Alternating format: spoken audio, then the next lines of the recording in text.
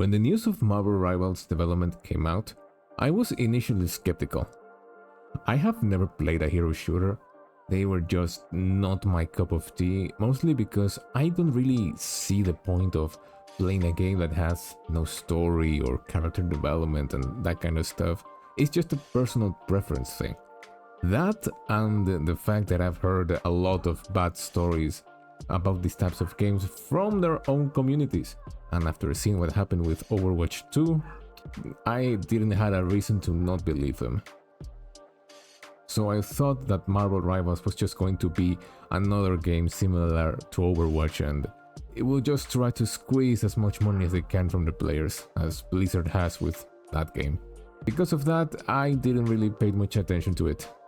That was until I saw some of the character designs, and I just have to say, they nailed that comic book aesthetic. And given the design approach some other superhero games have taken with their characters, this was a really pleasant surprise. Like, the characters look amazing.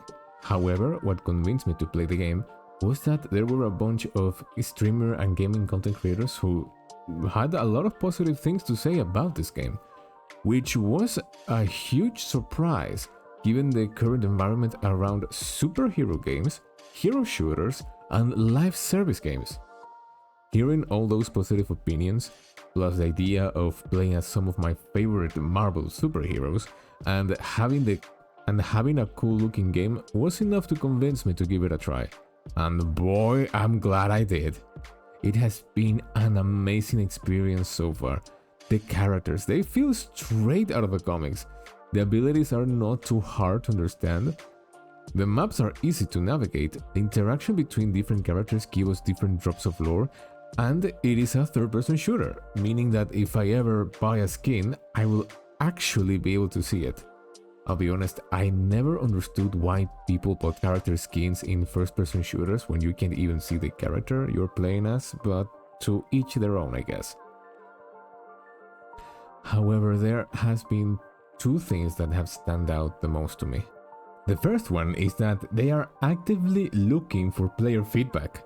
And this is big because in the last few months, we have seen how some of these huge gaming companies keep just ignoring player feedback, as if it is some kind of plague that they should stay away from.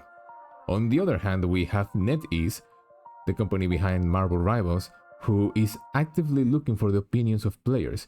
Heck, in the first 2 weeks that I've been playing this game, they sent me 3 surveys to ask what I thought about the game. And they asked questions related to how the characters and the maps felt, if the learning curve was good, how hard it felt to play certain characters, if there were any bugs or crashes, even things I liked and disliked.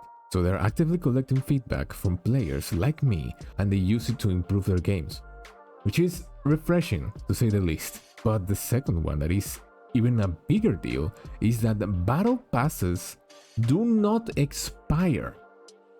This is bigger than you think, because in free-to-play games, it is super common to have battle passes that expire after some time, even if you paid to access it. Now, the reason why these companies do it, it's because it's a FOMO tactic, to force players to grind the game for hours every single day as if they didn't have anything else to do with their lives. Honestly, I find it disgusting, I hate it, and I'm glad that they do not have this in Marvel Rivals. Instead, what happens is that you buy the battle pass and you will keep access to it, meaning that you can still play the game whenever you want and collect the resources to claim the rewards. Another thing that I like about their monetization system is that it only includes cosmetics. There is not a single gameplay element on it, and the game developers themselves said they will not add anything like other heroes to battle passes and such.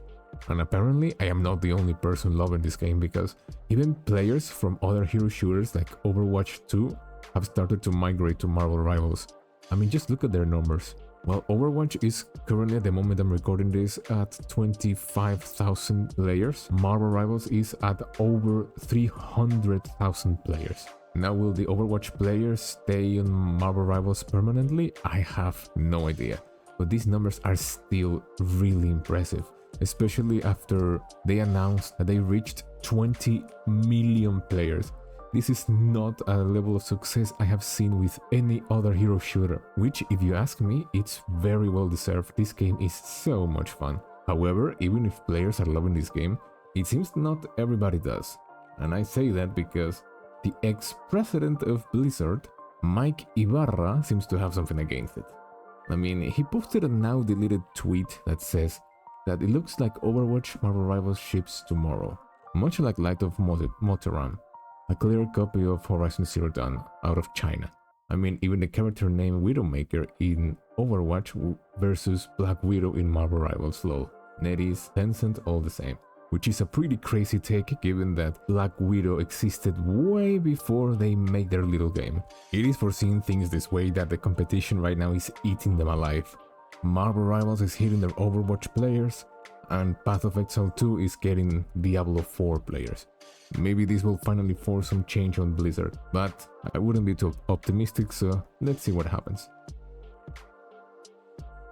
Thank you for watching this video until the end. My name is Angelo, and I make videos talking about things happening in the gaming community and sharing my genuine thoughts about games I have played. If you like these types of videos, please consider liking and subscribing to support the channel, and I will see you again next time. See you later, bros.